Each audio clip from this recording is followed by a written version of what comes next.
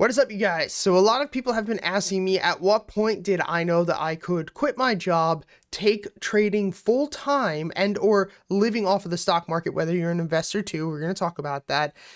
Because before I started YouTube, before I started my private academy, before I did anything, I just wanted to be left alone and trade and live off of the stock market full time. But I felt like at the time I wasn't really fulfilled and I wanted to find fulfilling work, and that's when I started this channel, my other channel, the academy, all of that. But I wanted to share with you guys how I ended up knowing that I was ready to try to start living off of the stock market, investing and all of that. So let's get into it and let's talk about it. Now, the first thing, I don't feel like I have to mention this at first, but for some people, the very first thing is you have to know that you're good. You have to actually, and I'll say here, learn. You have to actually learn to trade or to invest. You can't just be like, you know what, I'm going to quit my job and then I'm going to learn. You can't do that.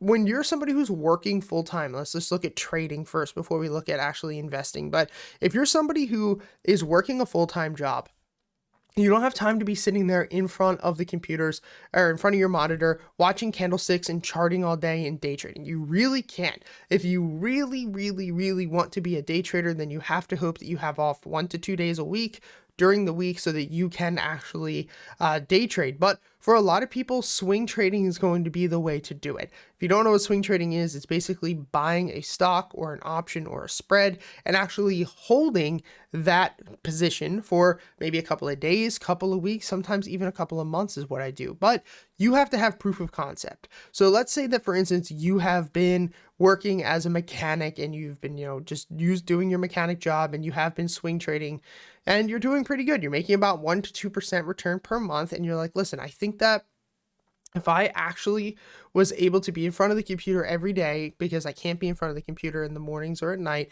and I could actually, watch the market a little bit more, I could probably get better returns. So once you have proof of concept, which I'm going to end up writing that there, that's anything. But once you have proof of concept, then you can actually say, all right, let's go after this. So once you have proof, this is very, very important. So that is your first thing. You don't want to just be like, I'm going to quit my job and then learn. You have to learn how to do this before you quit your job. And that's not even for trading. That's for starting a business in general. Like, I'm not going to quit my job and then start YouTube. I'm going to actually start a YouTube channel, get some growth, and then quit my job so I can focus on this full time. It's going to be a time where you're working basically 2 full-time jobs, and that's how it's going to have to be, as much as that sucks. Now, the next thing I would say is that you are going to have at least 6 months worth of your income. So I'm going to say, right now, we'll just say 6 months worth of bills. So you're going to need to have money. You don't want to just have your trading money, because living off of the market is one of the most nerve-wracking things that there is, whether you're trading or investing or, doing whatever it is, trying to live off of dividends. You can't have the only money that you have, the money in the market. Even if you're a long-term investor, look at what happened back in 2020 when we had the pandemic. Imagine if you had quit your job, you're living off the stock market, your full-time job is just investing, finding companies that are undervalued and investing in them for the long term, or just living off of dividends. Imagine that your portfolio goes from $400,000 down to $200,000 in 2 or 3 weeks. You're not going to be able to think straight. You're not going to be able to be happy. You're probably not going to be able to smile. And the same thing goes for the quality of life as a trader. If you only have $5,000 and you want to go quit your job and just become a trader and you have no money to pay your bills next month, don't do that. It is a very different thing trading just to trade than trading to put food on your table, especially if you have a family. So you need to have 6 months worth of your bills set up. And I will tell you guys, the only reason I really was able to do this is because I don't have children. I'm the only dependent. And this is where we're going to, or not only dependent, but only person in my household I had to care about. So what we're going to talk about here is and this is going to be the biggest thing, eliminate let's just say expenses. Now, one of the biggest things that helped me, and I talk about this a lot and I can talk about it another time, is the fact that I actually went out with my first big amount of money that I had and I bought a duplex. And that's what I did. I bought a duplex and I rented the top out. Basically that one rented for about $1,000 a month. And then I lived for free downstairs. I owned my car straight up cash. I bought that car straight up cash, didn't have to worry about that. And I did all of that through trading and through investing and through working at a law firm as well, for a couple of years before that. So what I did was I didn't just say, you know what, I got about $4,000 a month in bills. I have a big mortgage. I have a big car payment. I go out to eat 4 or 5 times a week. You know what, like, screw it. Let's just hop in and do this trading thing. No, first of all, I lived completely for free. So I had no bills, like literally no bills. The only thing I had to pay for was like electricity. The mortgage was being paid for. I had to pay for gas, and my bills were like maybe $500 max per month, which means that if I had about 10 grand sitting in an account for all of my bills, I could basically live for like the next 2 years for free without touching my money in the stock market. Now, I know for a lot of you guys, and girls too, you can't do that. You can't just be like, you know what, I'm going to go buy a house or, whatever it is. But here's the thing, like, stop going out to eat. So I'm going to put no dinners, not going to eat, but not like no longer eating, but no going out to dinner. Like, literally, you really want to do this? Like, don't do that. Live off of beans or something crazy, but stop going out to dinner. Get rid of getting rid of streaming, get rid of, any of your random monthly bills that you have that you probably don't even know that you have. Get rid of all of that stuff. Get rid of your monthly streaming stuff. Get rid of your phone. If you literally, if you are going to be trading, you do need a phone, but do you need the brand new phone? No, you don't. Do you need to have a very expensive car? No.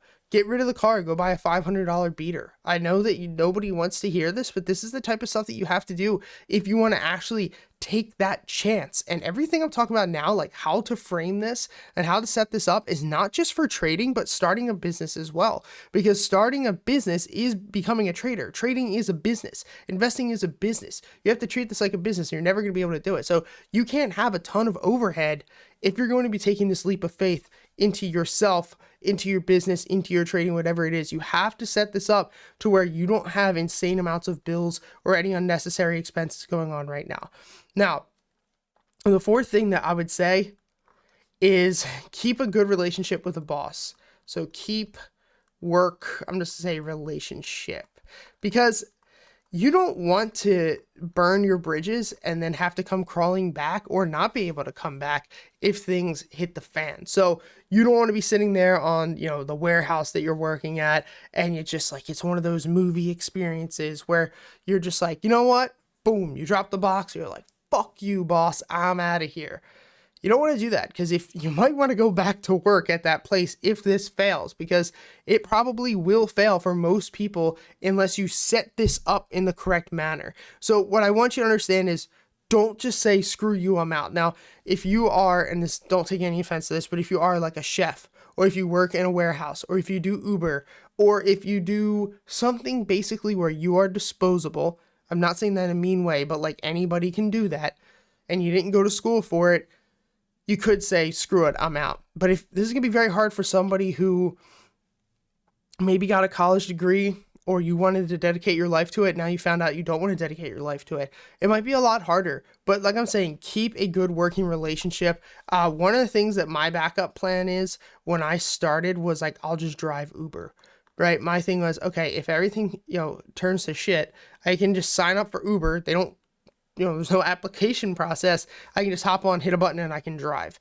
That's it. So for me, I always had not a B plan, but a bit of a backup to where, like, if I have to pay my bills, I can do that. Now, the fourth thing is going to be, you have to, and this is going back to what I was saying up here with number one, but you have to have a winning edge. You say have an edge. You have to know how to trade before this, but you have to be confident in it, and you have to continue to work on it. What I would say is learn how to swing trade. A lot of people believe that for some reason, if they're just in front of a computer all day, every day, they're going to become better traders. Do you know what happened when I went from swing trading while I was at work to trading every single day, taking 10, 12 trades a day? I lost a lot of money. You know what happens to a lot of people? They lose a lot of money. This is not one of those things where The more time you spend doing it, the better you become. That's why this whole game screws with people mentally. The more time you sit in front of a chart does not mean that you just become better at this. For me, what I've actually noticed is the classic age-old less is more. I live off of the markets right now. And you know what I spend 99% of my time doing? Working on YouTube, working on my businesses. I spend maybe a half hour a day trading, and then I look at my phone every 2-3 hours. That's it. You don't have to overcomplicate this, and you don't have to be sitting there in front of the computer all day. To be quite honest, you're just wasting your freaking time unless you really want to become a day trader, which I don't recommend, but do it up, right? And if you're a long-term investor, it's the same situation. You don't want to go looking at 100 companies a day. You want to spend time doing a couple of companies, within a week, because it's just not going to be worth it or worth your time. But we're going to talk more about long-term investing at the end of this. Now, the sixth and final thing that I would highly recommend you guys to do, and that's to create a side hustle, right? You are going to be ungodly bored. Like I said, a lot of people think they have to quit their jobs in order to do this, and they really don't. But if you really want to do this, if you really want to quit your job, and this is something you really believe in, and you really hate what you're doing, and you don't find meaning in your life, it happens to a lot of people, you need to build a business. You're going to work about an hour a day trading stocks. That's cool. You are going to cap out your gains. You're not really realistically going to turn 10 grand into 100 grand in a year, then 100 grand to $1 million in a year. That's not going to happen. You're probably going to make right around 52% return per year is what I shoot for, which is still about 5 times what the S&P 500 looking for. So that means that if I were to have $10,000 my first year, I'm going to have 15 my second, I'm going to have about 23 my third, and then so on, so on, so on. After you equate for taxes, that's really not that much money. Now, you can try to push for heavier and higher amounts of returns, but like I said, you're going to have way more risk, and it just probably won't be worth it for you to take on that type of aggressive, trading style. Now, for those of you guys who are long-term investors, and let's just say two things. Let's say you're looking at retirement right now, and right now at this point, you have maybe, let's just say you're 47. You're 47 years old and you have around $250,000 and you just want to quit your job. You want to live off of dividends or you want to be a long-term investor. That's great. But the same thing still applies. You can't go having, no extra money on the sidelines. You can't go having huge amounts of expenses that you just shouldn't have. You should keep a working relationship with your job. And more importantly, you should try to build a business. You really should. Everybody should be building businesses. Everyone should be in charge of their own income. If you can, because at the end of the day, you're going to be really bored just living off the stock market. And you're going to be extremely bored just trading. You're going to have a lot of time on your hands. And on top of that too, when you build a business, that is just more money. And this is the most important thing, more money that you can siphon into your trading account. So for me, for instance, I was making about 52% return per year, and I had around $45,000, which was a good amount of money. My bills were ridiculously low, but this is our portfolio here. Well, guess what? Now with YouTube, between my YouTube ad revenue, I don't have any sponsors because I refuse to. I don't want to work with crappy companies. But between my ad revenue, between my private mentorship group, I can make an extra $30,000 per month. And then I can take that $30,000 per month and I can put it into my long-term portfolio and enter the stock market and literally basically continue to just run this thing in circles. And now you don't have to teach people how to invest in the stock market. If you don't know how to do it, and if you can't do it correctly, you're going to end up trying to teach people, and then you're going to get outed as a fraud. But we are all professionals at something. We are all masters at something. So going back to the mechanic, why can you just not make a mechanic YouTube? Look at somebody like Scotty Kilmer. That's my freaking man. I love that dude. But Scotty Kilmer is killing it on YouTube. So if he wanted to invest in the stock market, he's not the big Scotty Kilmer that he is now, but let's just say he was, working in a mechanic shop, he could learn to invest, learn to trade, whatever, but then also spend time making YouTube videos. He could spend time Maybe he makes some courses on like basics every man should know how to do, when they buy a car, or how to fix a car, or how to change a tire. He could sell courses on that. He can make YouTube videos on that. And then all the money he makes from his Scotty Kilmer channel, he can put back into this massive portfolio.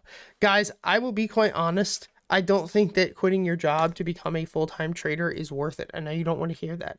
I don't think that quitting your job to live off the dividends at this point is worth it. What I think is worth it is learning how to do it while you have a job, because you don't need a lot of time in front of the computer, but you need to find meaningful work, right? Most men live lives of quiet desperation. Don't just work some fucking shitty job that you hate just because you have to do it. If you are in a position to where you can take that leap of faith to do something that you want to do, you need to do it. But here's the thing, you will never, ever, and I mean never, because I know somebody, like I was like this. I spent a lot of money. My parents filed for bankruptcy twice.